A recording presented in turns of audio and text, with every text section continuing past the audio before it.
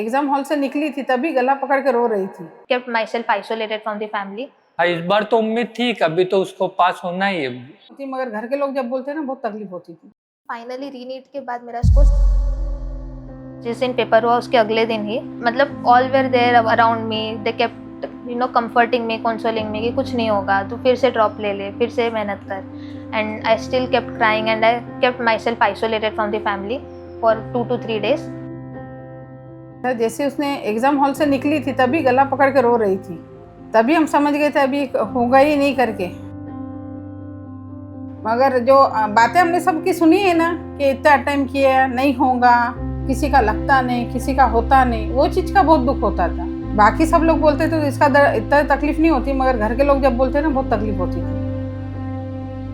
तो मेरे लिए फेलियर कभी कोई प्रॉब्लम था ही नहीं। I can still fail 100 times, but the problem which is the actual problem is the guilt that would come behind it कि मैंने फिर से ट्राई नहीं किया। I did not want that guilt in मी।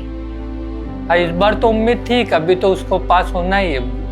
मैं बोला इस बार तो तू बिल्कुल उससे जाना बिल्कुल कंफर्म से कि पास होना ही है इस बार तो अली सर ने क्या किया कि मतलब जितने भी वीक टॉपिक्स हैं मेरे, हर एग्जाम के बाद दे यूज्ड टू एनालाइज कि मेरा कौन सा क्वेश्चन गलत हो रहा है, किस टॉपिक से गलत हो रहा है, और वो उस हिसाब से मुझे डेली के कुछ क्वेश्चन देते थे। So I think because of Ali sir मेरा स्कोर काफ़ी ज़्यादा इम्प्रूव हुआ केमिस्ट्री में। एंड देन बायोलॉजी में पवन सर ने एनसीईआरटी तो पढ़ाई थी, उसके बाद उन्होंने मॉड्यूल पढ़ाया था आईकेट का, जिसमें कुछ ज़्यादा ही डिटेल था सारी चीज़ें, क्योंकि नीट 2025 में एनसीईआरटी के बाहर से भी क्वेश्चंस आए थे।